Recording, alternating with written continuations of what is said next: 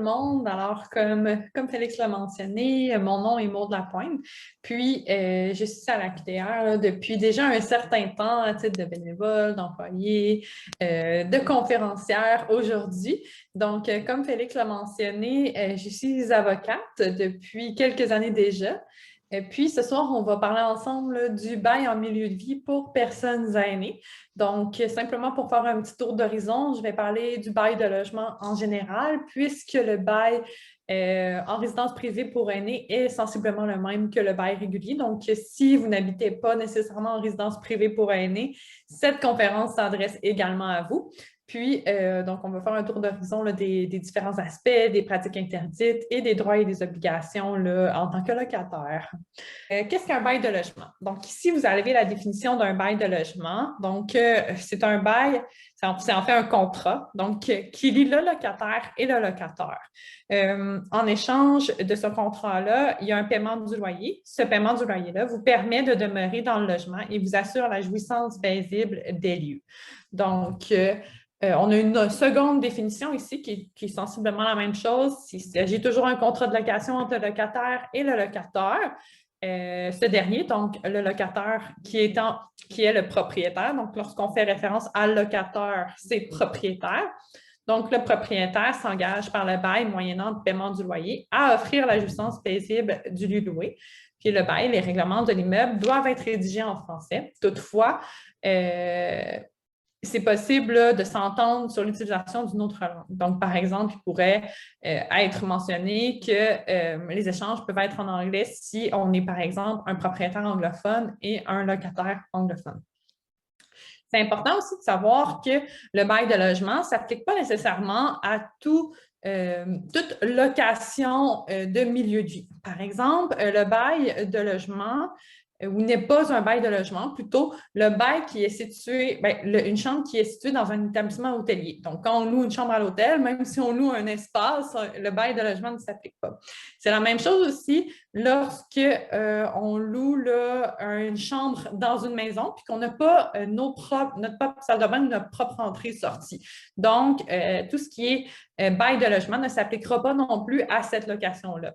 Ce qui est important aussi, c'est de savoir que le bail d'une chambre dans un établissement de santé ou de services sociaux, donc si je fais référence à une chambre dans un CHSLD ou dans une ressource intermédiaire, n'est pas encadré par les articles de loi prévus dans le Code civil du Québec et n'est pas un bail de logement. Il s'agit plutôt d'un contrat d'hébergement avec l'établissement qui héberge l'individu.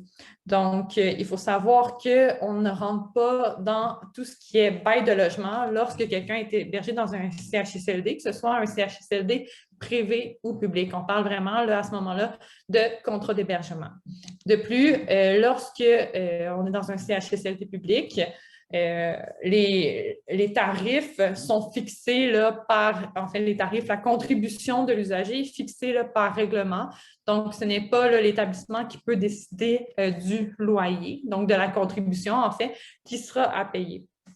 Puis lorsqu'il y a un différend par rapport à un contrat d'hébergement, donc un contrat dans un CHSLD par rapport à un usager, ce n'est pas le tribunal administratif du logement qui s'appelait autrefois la Régie du logement. Donc, simplement question de vocabulaire, la Régie du logement a changé de nom. Elle s'appelle aujourd'hui le tribunal administratif du logement. Donc, pour tout ce qui est contrat d'hébergement dans un CHSLD, finalement, le tribunal administratif du logement n'est pas compétent pour entendre ce genre de dossier. Donc, c'était la petite parenthèse sur les CHSLD et les ressources intermédiaires. J'ai jugé pertinent de parler des pratiques interdites qui reviennent souvent en matière de logement. Donc, pour revenir un peu à ma présentation, à la QDR Québec, on a une clinique d'information juridique, puis j'y ai longtemps là, été impliquée. Puis, il y a beaucoup de questions qui revenaient sur certaines pratiques interdites. Donc, j'ai un peu compilé là, celles qui revenaient le plus souvent. En fait, des clauses interdites qu'on voit souvent, par exemple, c'est que le locataire va limiter sa responsabilité ou s'exonère de toute responsabilité relative au logement. Donc, c'est que, par exemple, en cas de bris, le propriétaire, à l'avance, dit que ce n'est pas lui qui est responsable. Toutefois, il faut savoir qu'on ne peut pas s'exonérer de sa responsabilité unilatéralement comme ça ou rendre le locataire responsable d'un dommage avant que le dommage ne soit arrivé. De plus, souvent les propriétaires ont tendance à prévoir que le locataire, donc à prévoir à chaque cas, donc que la cession ou la sous-location des lieux est interdite, alors que la cession du bail ou la sous-location du bail peut être refusée seulement dans certains cas. Donc, on ne peut pas dire dès le début, toute cession ou toute sous-location est interdite. Il y a beaucoup de clauses aussi là, qui ont tendance à vouloir modifier les droits des locataires en cours de bail, par exemple, limiter le nombre d'occupants dans un logement. Le propriétaire ne peut pas, dans son bail, écrire il doit y avoir un maximum de deux personnes dans le logement, finalement. C'est sûr qu'il faut que ça respecte là, une certaine raisonnabilité, si je peux dire ça comme ça. On ne peut pas non plus être 30 dans un 4,5. Là, c'est un peu le sens commun, mais il ne pourrait pas dire vous ne pouvez pas être maximum 5 ou ce genre de choses-là. Quand on loue un logement, oui, on a le droit d'habiter avec les personnes qu'on souhaite, finalement. Par exemple, il stipule ici que le loyer total sera exigible en cas de défaut de paiement. Donc, ce serait par exemple d'exiger 1 année de loyer lorsqu'on saute un mois. C'est quelque chose qu'on a déjà vu. Quelque chose qu'on voit très, très, très, très souvent, qui pourtant n'est pas permis par la loi, c'est d'exiger un dépôt pour les clés. Donc, c'est quelque chose qu'on voit très souvent, un dépôt pour les clés ou un dépôt, par exemple, parce que la personne a un chien, un chat, au cas des bris qui pourraient être causés par ces animaux, donc la personne demande un dépôt. Ce n'est pas quelque chose là, qui est permis au sens du Code civil du Québec. Donc, quand je dis que ce n'est pas permis au sens du Code civil du Québec, il faut savoir que le bail de logement est vraiment encadré par le Code civil du Québec. Il y a une section complète de ce code qui est vraiment dédiée au bail de logement. Puis en fait, les clauses interdites, qu'est-ce qui arrive quand il y en a une dans votre bail? C'est que comme on ne peut pas aller à l'encontre des dispositions impératives de la loi, bien, ces clauses-là vont être réputées comme non écrites, sans effet. Donc, c'est comme si elles n'existaient pas. Donc, par exemple, si votre propriétaire vous demande un dépôt pour les clés, bien, logiquement, vous pourriez agir comme si elles n'existaient pas. Toutefois, avant de décider qu'une clause est une pratique interdite ou illégale, vous devriez toujours valider auprès du tribunal administratif du logement pour être certain que l'opinion que vous vous êtes faite de la clause est effectivement véridique. Donc, pour ne pas faire face à des situations fâcheuses, si je peux dire ça comme ça. Donc, c'est quand même important là, de faire une vérification quand même. Parfait. Donc, le locataire, ses droits et ses obligations. Le locataire a des droits et des obligations. On va commencer par ses obligations. Donc, le locataire, doit, bien entendu, et ça, c'est son obligation principale, effectuer le paiement du loyer. Donc, comme on l'a mentionné au tout début dans la définition, il y a un contrat de location entre le propriétaire et le locataire. Puis, c'est en échange de la location de l'espace, finalement, le locataire doit payer un loyer. Le locataire aussi, en utilisant l'espace, il doit utiliser le logement de façon prudente et diligente. Donc, ça veut dire qu'il doit maintenir le logement en bon état de propreté. Ce que je veux dire par là, c'est pas que le locataire doit être tout à fait à l'ordre et qu'il ne doit pas avoir de poussière qui s'accumule. Par ça, ce qu'on veut dire, en fait, c'est qu'il faut que le locataire veille à l'entretien des lieux de façon à ce que il n'y a pas de préjudice qui soit causé au logement. Ici, on fait vraiment référence aux normes sur la sécurité et la salubrité d'un logement. Par exemple, quand on parle des lieux loués de façon prudente et diligente, ce ne serait pas prudent et diligent de faire de l'encombrement. Donc, de l'encombrement, c'est un peu des fois ce qu'on voit à la télé, là, les gens qui vont accumuler des années et des années de biens, de journaux, de choses différentes. Souvent, c'est des problématiques qui sont liées à d'autres problématiques. Donc, utiliser des lieux loués de façon prudente et diligente, ce n'est pas nécessairement de seulement garder son logement propre, c'est plutôt d'éviter de causer un préjudice au dit logement, soit en l'encombrement inutilement. On a aussi l'obligation de veiller à la conservation des lieux loués, qui est un petit peu un lien là, avec l'utilisation des lieux loués de façon prudente et diligente. En fait, veiller à la conservation des lieux loués, c'est principalement de dénoncer aux propriétaires toute défectuosité ou détérioration substantielle du logement. Donc, par exemple, si vous vous rendez compte qu'il semble y avoir là, un dégât d'eau, le plafond ballonne ou ce genre de choses-là, vous devez le mentionner au propriétaire. Vous ne pouvez pas attendre que la situation s'aggrave et que le dégât d'eau se transmette.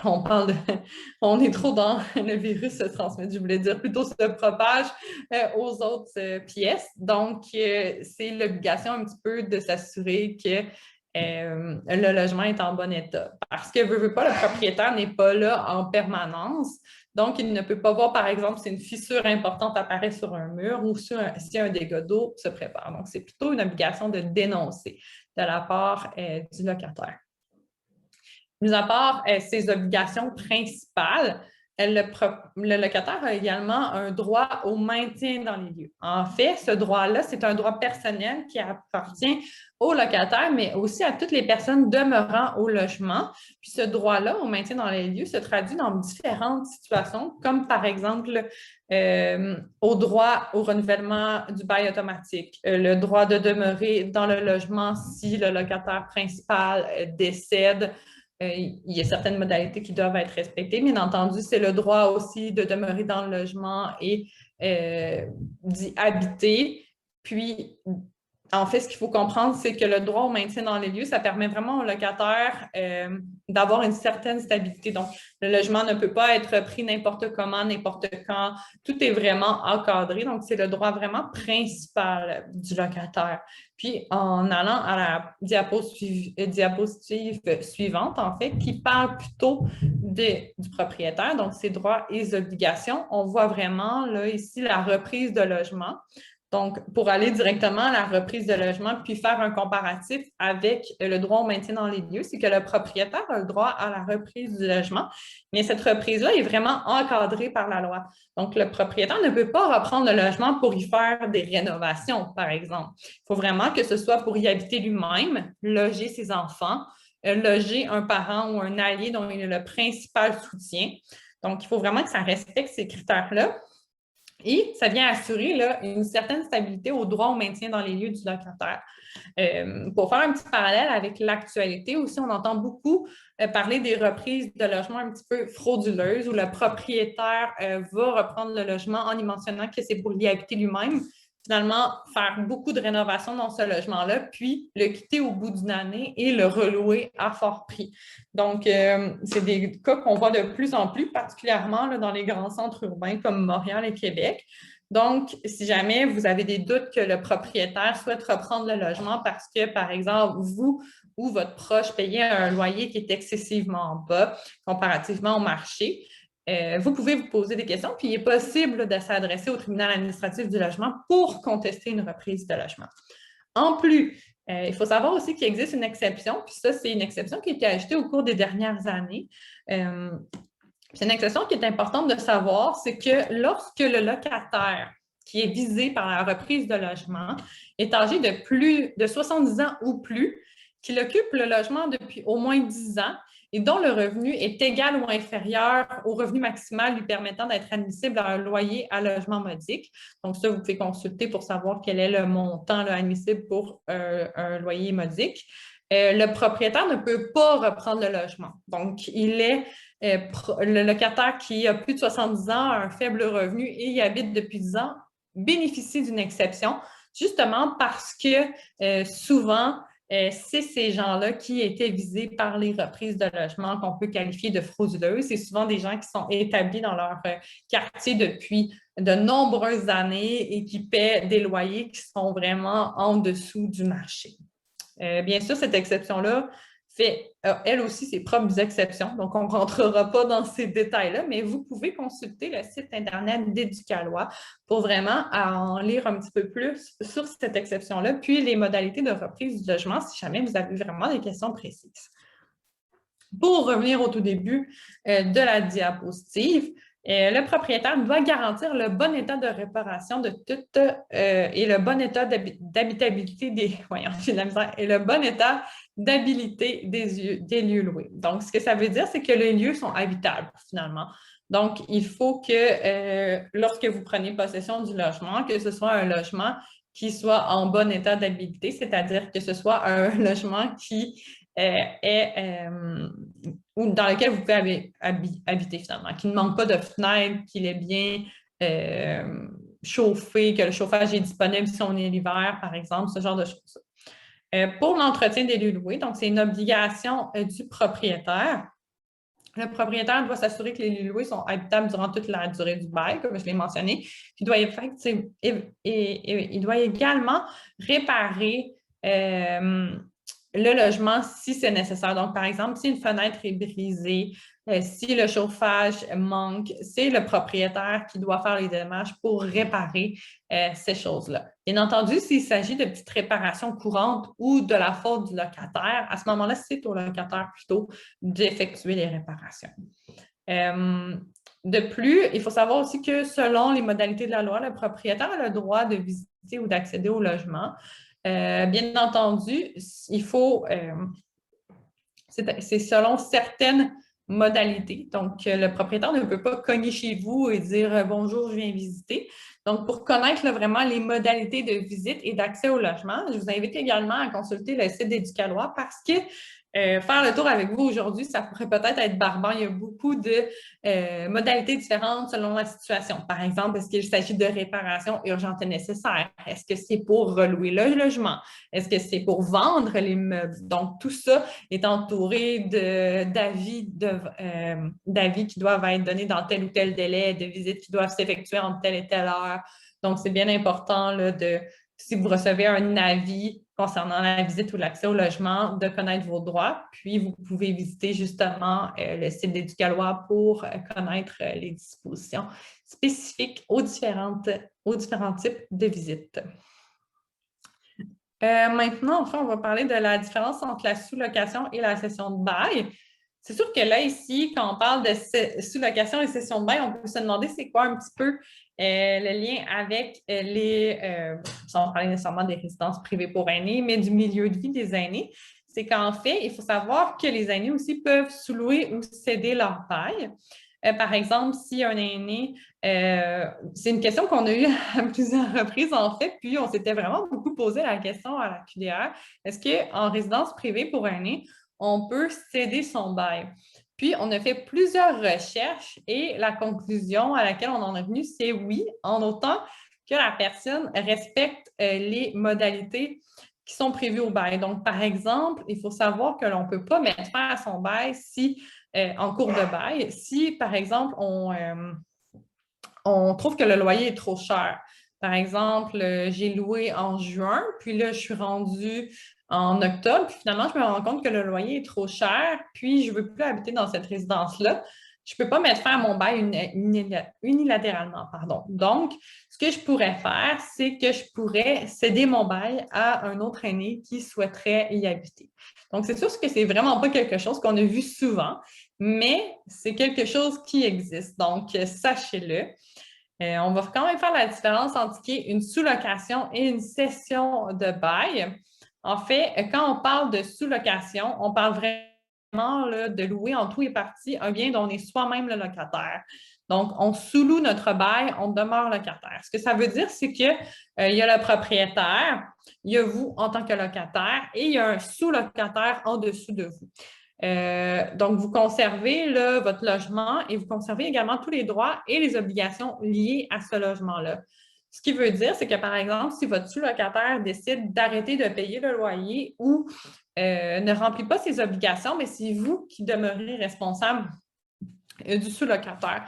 La sous-location, on va surtout voir ça, par exemple, dans les cas où quelqu'un part en voyage puis souhaite sous-louer son logement pendant X mois plutôt que de le laisser vacant tout simplement. Donc, souvent, la sous-location va être utilisée lorsqu'on a l'intention de retourner dans son logement, alors que la cession de bail, c'est plutôt céder en tout ou en partie les droits qu'on a comme locataire avec les charges dont ces droits sont grevés. Ce que ça veut dire, c'est qu'on cesse d'être locataire, on cède nos droits. Donc, contrairement aux sous-locataires, à la sous-location, plutôt où il y a le propriétaire, le locataire et le sous-locataire, il y a le propriétaire, puis le locataire, donc vous, êtes remplacé par le nouveau locataire. Donc, vous êtes complètement enlevé de l'équation. Donc, vous n'êtes plus du tout responsable de la personne à qui vous avez cédé votre bail. Il faut toutefois savoir que lorsque vous cédez votre bail, cette cession-là doit être approuvée là, par le propriétaire. Le propriétaire ne peut toutefois pas la refuser là, pour n'importe quelle raison. Donc, il doit avoir des raisons légitimes de refuser la cession de bail. Souvent, ces raisons légitimes-là vont être là, par exemple, si le propriétaire exigeait une enquête de crédit pour vous louer le logement, puis que la personne à qui vous souhaitez céder le bail refuse l'enquête de crédit, eh bien, le propriétaire pourrait dire non. Donc, tout simplement parce que le nouveau locataire doit respecter les mêmes conditions que vous remplissez. Là, on arrive vraiment au cœur de cette présentation, donc je vais juste prendre une petite gorgée d'eau. Donc, le renouvellement de bail et les hausses de loyer, c'est vraiment le cœur de la présentation, puisque c'est un sujet dont on a beaucoup entendu parler avec les actualités. Tout récemment, les résidences privées pour aînés et les hausses de loyer importantes dont ces résidences-là ont exigé finalement des locataires. Donc, on va commencer par le commencement, le renouvellement de bail. Donc, d'abord, c'est important de savoir que la reconduction de bail de logement est automatique. Ça veut dire en fait que lorsque la fin du bail survient, celui-ci est renouvelé automatiquement. Donc, c'est un peu aussi l'application du principe du droit au maintien dans les lieux. Donc, ça veut dire que lorsque vous ne recevez pas d'avis de renouvellement, que lorsque votre bail arrive à échéance, celui-ci est renouvelé automatiquement, sauf si vous avez mentionné que vous ne souhaitiez pas qu'il se renouvelle automatiquement. En fait, le propriétaire, logiquement, devrait vous remettre un avis. Donc, on parle ici du propriétaire qui doit vous remettre un avis, c'est le désir de changer les conditions du bail. Donc, souvent, les conditions du bail qui vont être modifiées, comme je l'ai mentionné, c'est une hausse de loyer. Donc, c'est le classique avis qu'on reçoit là, généralement, la plupart des gens, entre janvier et mars, puis qui mentionne une hausse de loyer. Le délai dans lequel cet avis-là doit être remis varie beaucoup là, en fonction de la durée du bail. Donc, si c'est 12 mois et plus, donc le classique 1er juillet au 30 juin, c'est 3 à 6 mois avant la fin du bail. Donc, c'est pour ça qu'on dit entre janvier et mars. Puis, 1 à 2 mois avant la fin du bail, c'est pour ceux qui sont de moins de 12 mois. Puis, pour les baux à durée indéterminée, donc il n'y a pas de fin. Donc, c'est prévu que le bail se renouvelle, pas qu'il se renouvelle automatiquement. C'est important de faire la nuance, mais qui est coché vraiment sur le formulaire de bail de logement durée indéterminée. À ce moment-là, c'est 1 à 2 mois avant la modification de demande. Donc, je vous dirais que dans la plupart des cas, là, on se situe plutôt là, dans le 3 à 6 mois pour 12 mois et plus. Donc, pour en revenir à l'avis, lorsque le propriétaire vous remet l'avis, cet avis-là doit contenir là, certaines mentions qui sont prévues par la loi. Donc, si on touche à la hausse de loyer, le montant du nouveau loyer proposé doit être indiqué, puis il doit être indiqué soit en dollars ou en pourcentage. La durée proposée du bail, si on propose de modifier la durée, doit également être indiquée. Puis, le propriétaire doit également indiquer le délai que vous avez pour refuser ou accepter la modification du bail, généralement la hausse de loyer. De plus, c'est important de savoir que l'avis doit être écrit dans la même langue que celle employée par le bail. Donc, si jamais vous avez décidé que vous utiliseriez l'anglais comme langue, à ce moment-là, l'avis devrait être donné en anglais. Une question qui revenait vraiment souvent à la QDR, puis sur laquelle c'est difficile de se pencher, c'est comment savoir si une augmentation est abusive. Donc, malheureusement, souvent, c'est qu'il n'y a pas de recette magique pour savoir si une augmentation de loyer est abusive ou non. En effet, contrairement là, à ce qu'on croit, il n'y a pas vraiment de taux fixe pour l'augmentation des loyers. Ici, en fait, on sait que le tribunal administratif du logement, à chaque année, publie un pourcentage d'augmentation des loyers. Toutefois, il faut savoir que ce pourcentage-là n'est pas obligatoire. Il s'agit d'une suggestion. Donc, le propriétaire peut augmenter le loyer en deçà du pourcentage qui est proposé par le tribunal administratif du logement, mais il peut également proposer une augmentation qui est au-dessus de ce pourcentage-là. Lorsque vous recevez en fait là, une augmentation, les questions que vous devez vous poser, c'est un peu savoir s'il y a eu des facteurs qui peuvent venir faire varier la raison pour laquelle l'augmentation est demandée. Par exemple, on va parler souvent des hausses de taxes municipales ou scolaires, des travaux majeurs qui sont effectués. Est-ce qu'il y a eu une augmentation dans l'entretien? S'il y a eu des réparations majeures sur l'immeuble, comme par exemple selon la toiture ou des dalles en avant, et on refait les fondations, etc. C'est sûr que s'il y a eu des travaux majeurs qui touchent l'ensemble de l'immeuble, à ce moment-là, ce n'est pas à vous seul de payer ces travaux-là. Ce qui va être fait, c'est qu'habituellement, ces travaux-là devraient être divisés entre les différents locataires, puis ce n'est pas non plus aux locataires de payer l'ensemble des rénovations. En fait, ce qui arrive, c'est que si, par exemple, vous jugez que l'augmentation est abusive, vous pouvez contester la demande de modification. Lorsque vous contestez la demande de modification, ce qui arrive, c'est que votre bail va être renouvelé aux mêmes conditions qu'avant, donc sans la modification.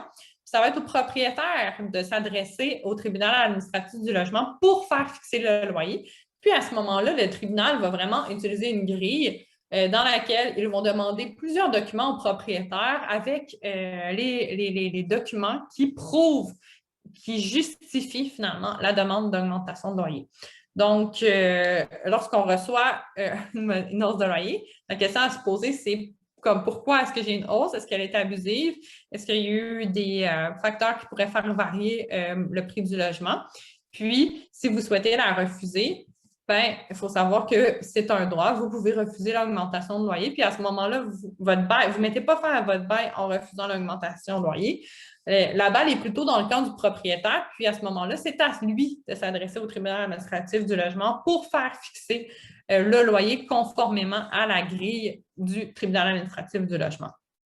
Vous pouvez également aviser le locataire que vous désirez quitter le logement, si c'est le cas. Par exemple, si pour une raison ou pour une autre, vous souhaitez quitter le logement à la fin du bail, vous devez également en aviser le propriétaire parce que si vous ne dites rien à la suite de la récession de l'avis, mais celui-là, le bail va être renouvelé aux conditions proposées dans l'avis. Donc, vous allez être pris avec un bail de logement renouvelé et avec le souhait de quitter. Donc, ici, il y a une problématique. Vous pouvez également mentionner au propriétaire tout simplement que vous acceptez les modifications, mais vous pouvez également rien dire, puis ça va valoir comme acceptation des modifications. Il y a aussi la question qui revient souvent, puis ça, en fait, c'est important de savoir qu'est-ce que je dois faire si je ne reçois pas d'avis. Donc, si vous ne recevez pas d'avis dans le délai imparti, vous pouvez là, décider de conserver votre logement aux mêmes conditions ou aviser votre propriétaire que vous allez quitter le logement. Donc, quand vous ne recevez pas d'avis et que vous souhaitez quitter le logement, c'est bien important qu'il y ait un petit flag qui se lève, que vous disiez « Je veux quitter mon logement, je n'ai pas reçu d'avis. » Donc, je dois avertir mon locataire, mon propriétaire, plutôt dans le délai imparti. Si, par exemple, vous n'avez pas reçu d'avis, mais que vous souhaitez continuer de demeurer dans votre logement, eh bien, à ce moment-là, vous n'avez rien à faire. Le bail va être renouvelé automatiquement à sa fin. Si vous souhaitez, là, comme je l'avais mentionné, quitter votre logement, vous pouvez trouver sur le site Internet là, du tribunal administratif du logement les formulaires de non-reconduction du bail, qui est un formulaire bien simple à remplir et qui précise le délai dans lequel vous devez transmettre l'avis de non-reconduction pour pouvoir quitter là, votre logement en bonne et due forme à sa fin. Pour en revenir en fait un peu à l'actualité récente, donc on a entendu beaucoup parler là, ce printemps des hausses de loyers abusives dans plusieurs résidences privées pour aînés, sans en nommer aucune. La particularité de certaines de ces résidences-là, puis ce qui fendait un petit peu le cœur, si je peux me permettre, c'est que plusieurs de ces résidences-là ont été construites dans les 5 dernières années. Dans le Code civil du Québec, il est prévu que lorsqu'une résidence est construite depuis moins de 5 ans, il n'est pas possible, le locataire n'a pas le droit de contester une augmentation de loyer. Ce recours-là ne lui est pas ouvert. Ce que ça veut dire, c'est que, par exemple, si je suis un aîné, puis que je me suis installée dans une résidence privée pour aînés en 2019, donc depuis moins de 5 ans, puis cette année, qui est construite depuis moins de 5 ans. Donc, ce n'est pas que ça fait que moi, je suis là depuis moins de 5 ans, c'est que, par exemple, la résidence est construite en 2018, je m'y installe en 2019, puis en 2020, je reçois une augmentation de loyer qui est de 500 $ par mois. Eh bien, je ne peux pas m'adresser au tribunal administratif du logement et dire que cette hausse-là est abusive. La seule option que j'ai, c'est d'accepter la hausse ou de quitter mon logement. Si ça a fait la une des journaux, on peut bien comprendre que pour un aîné, c'est difficile de se dire je dois quitter mon logement ou je viens de m'installer parce que je ne peux pas payer cette hausse-là, une hausse qui est assez substantielle. Donc, c'est une problématique qui a été relevée avec l'application. Ce qu'il faut comprendre, c'est que les articles de loi du Code civil du Québec sont appliqués aux résidences privées pour aînés, puis il y a peu ou pas d'adaptation. C'est là qu'on voit que les résidences privées pour aînés ont vraiment leur propre particularité. Puis c'est ça qui a créé la grosse problématique de ce printemps, c'est que beaucoup de résidences privées pour aînés ont augmenté substantiellement leur loyer. Puis les locataires, finalement, n'avaient pas de recours, ne pouvaient pas contester cette augmentation-là parce que la résidence était construite depuis moins de 5 ans ou que c'est une résidence qui existait depuis moins de 5 ans. C'est le cas, par exemple, si on prend un immeuble à condo qu'on transforme en résidence privée pour aînés, puisque la résidence existe depuis moins de 5 ans, le même article de loi s'applique. Donc, les résidents ne peuvent pas contester l'augmentation de loyer, même si en temps normal, ce serait une augmentation qui est jugée abusive. Donc, si vous avez des questions par rapport à cette situation-là, n'hésitez pas à les inscrire dans la section requise du Zoom. Donc, notre avant-dernière diapositive, quitter son logement à cause de sa situation particulière. Donc, il faut savoir qu'il est possible de quitter son logement dans certaines situations. Par exemple, si vous obtenez un logement à loyer modique, si vous êtes une personne âgée, donc personne âgée n'est pas définie dans le Code civil du Québec, mais bon, si vous êtes une personne âgée qui est allée vivre de façon permanente dans une résidence où sont offerts les soins infirmiers ou les services de soins personnels que nécessite votre état de santé. Donc, c'est beaucoup là, cette situation-là qui nous intéresse ce soir. Ce que ça veut dire, c'est que si vous êtes une personne âgée qui habite dans un logement, puis que vous devez déménager dans une résidence privée pour aînés afin de recevoir des soins comme des services de repas, des soins infirmiers, de l'aide à domicile, à ce moment-là, vous pouvez quitter votre logement à cause de votre situation particulière en remettant un avis de 2 mois à votre propriétaire, disant que dans 2 mois, finalement, vous quitterez votre logement à cause de cette situation particulière-là. C'est aussi applicable si vous êtes déjà dans une résidence privée pour aînés, mais que vous devez aller vers une autre résidence privée pour aînés qui offre des services qui ne sont pas offerts dans la première. Donc, ce n'est pas de déménager d'une résidence privée à une autre simplement parce que vous voulez changer d'air. C'est vraiment parce que la résidence où vous êtes en ce moment n'offre pas certains services qui sont nécessaires à votre état de santé et c'est pour ça que vous allez vers une autre résidence. Même chose si vous quittez une résidence pour aller, par exemple, dans un CHSLD. Vous pouvez également quitter votre logement à cause de votre situation particulière si vous avez un handicap qui ne vous permet plus d'habiter le logement que vous occupez présentement ou si un tribunal a décidé que vous deviez être logé ailleurs à cause de votre situation particulière, si on fait souvent référence à de la violence conjugale.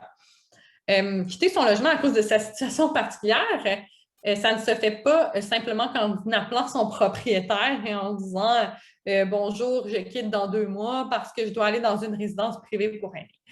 En fait, il y a plusieurs modalités. Puis simplement, là, pour faire un petit tour d'horizon rapide, vous devez remettre un avis écrit accompagné d'une attestation d'un professionnel de la santé qui mentionne que oui, en raison de votre santé, vous devez quitter vers une résidence ou un CHSLD. Puis, c'est important également de savoir que cet avis de 2 mois-là, pendant les 2 mois pendant cet avis de 2 mois, vous devez continuer à payer le loyer et quitter à la fin des 2 mois. Si vous donnez votre avis, vous quittez tout de suite, mais vous devez quand même payer les 2 mois suivants. Par contre, si votre propriétaire, après un mois, reloue votre logement, mais vous n'avez qu'à payer un des 2 mois. Je ne sais pas si c'est très clair, là, ça fait beaucoup de mois et de délais. Si vous voulez vraiment là, avoir le détail des délais à respecter, de l'avis à donner, des attestations qui doivent être jointes en raison des différentes situations particulières, vous pouvez consulter le site Internet d'Éducalois qui fait un tableau là, de toutes les modalités et de tout ce qui doit être respecté. J'ai mentionné à quelques reprises au cours de la rencontre Éducalois, au cours du webinaire Éducalois, c'est vraiment un site Internet qui est super, qui est fait par le gouvernement du Québec, puis que je vous invite là, à consulter là, puisqu'il est très complet et que c'est une source fiable d'informations. Puis, finalement, pour conclure la conférence, donc, on va parler des particularités des résidences privées pour aînés. Je vous en ai déjà mentionné, là, je vous en ai déjà parlé en fait lorsqu'on discutait des hausses de loyers abusifs, des résidences privées pour aînés. Il y a beaucoup de professionnels juridiques ou de personnes impliquées dans le milieu communautaire qui, depuis longtemps, mentionnent que les résidences privées pour aînés, c'est plus que de simples unités locatives. Donc, malheureusement, en ce moment, le Code civil du Québec ne prévoit pas vraiment de particularité dans l'application de la loi aux résidences privées pour aînés. Ce que ça veut dire, c'est que moi, en tant que locataire dans mon logement, ce sont les mêmes lois qui s'appliquent dans une résidence privée pour aînés, alors que la réalité est tout à fait différente. Mais moi, ici, je ne dépends pas de mon propriétaire pour recevoir mon repas. Je ne dépends pas de mon propriétaire non plus pour mes loisirs, alors qu'en résidence privée pour aînés, la dynamique est tout à fait différente. La grande différence également entre les résidences privées pour aînés et le logement régulier, si on peut dire comme ça, c'est l'annexe 6. Donc, tous ceux qui ont déjà signé un bail avec les résidences privées pour aînés connaissent l'annexe 6. Donc, l'annexe 6, c'est une annexe qui est obligatoire et qui doit être jointe au bail qui doit être jointe au bail pour l'offre de certains services. Cette annexe-là, en fait, c'est une énumération des services disponibles et, selon le cas, des coûts supplémentaires qui s'y rattachent. Donc, c'est un peu une liste à cocher là, des services que vous souhaitez retenir. C'est important de savoir aussi que même si la résidence offre certains services et qu'il y a des frais d'associés à ces services-là, il y en a certains qui est possible là, de recevoir de votre CIUS. Donc, c'est toujours intéressant de s'adresser là, aux ressources communautaires ou aux ressources également gouvernementales, aux ressources de la santé pour savoir s'il n'y a pas certains services qui pourraient vous être offerts là, par le CIUS ou à moindre coût. La résidence privée par aînés, oui, vous offre des services, mais vous n'êtes pas toujours obligé de les prendre. Vous pouvez faire affaire avec des firmes extérieures ou avec votre CIUS si vous le souhaitez. C'est bien important. Finalement, où porter plainte? La particularité des résidences privées pour aînés, c'est que oui, on s'y loge, mais on reçoit également des soins. Donc, si vous souhaitez porter plainte par rapport à votre bail, donc quelque chose dans votre bail de logement n'est pas respecté, c'est vraiment au tribunal administratif du logement que vous devez vous adresser. Toutefois, si c'est plutôt par rapport à la qualité des soins que vous recevez, vous devez plutôt vous adresser au commissaire aux plaintes. Donc, c'est lui qui est responsable de l'encadrement des soins, si on peut dire ça comme ça, en résidence privée pour aînés. Puis, ce qui est intéressant aussi, c'est que vous pouvez appeler à la QDR Québec pour avoir de l'information sur vos droits, mais il existe également là, les centres d'action, les CAP en fait, qu'on appelle, qui est le centre d'aide et d'accompagnement aux plaintes, pardon, donc les CAAP, qui peuvent vous aider là, puis vous donner de l'information également sur vos droits et vous accompagner dans vos plaintes concernant les résidences privées pour aînés. Donc, c'est une ressource qui est financée là, par le gouvernement, puis c'est le mandat qu'ils ont reçu finalement. Puis je me rends compte que j'ai sauté la certification des résidences pour aînés.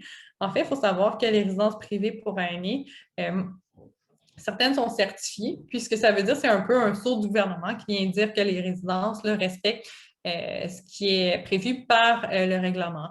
Souvent, ce qui est prévu dans ce règlement-là, c'est, par exemple, certaines modalités concernant les repas, les gicleurs dont on a entendu parler il y a quelques années, ce genre de choses-là. Vous pouvez également valider si la résidence est certifiée, donc une résidence où vous habitez, où vous souhaitez emménager, en consultant le registre des résidences certifiées du Québec, qui est disponible sur le site du gouvernement du Québec. Vous pouvez simplement taper sur Google, par exemple, registre des résidences privées pour année, puis vous allez pouvoir là, effectuer une recherche. En consultant ce registre-là, vous allez avoir différentes informations comme combien de résidents il y a, les tranches d'âge, les services qui sont offerts, la présence d'une infirmière ou pas, ce genre d'informations-là. Donc, ça peut être assez intéressant de consulter ce registre lorsque on magasine une résidence. Excellente soirée à vous.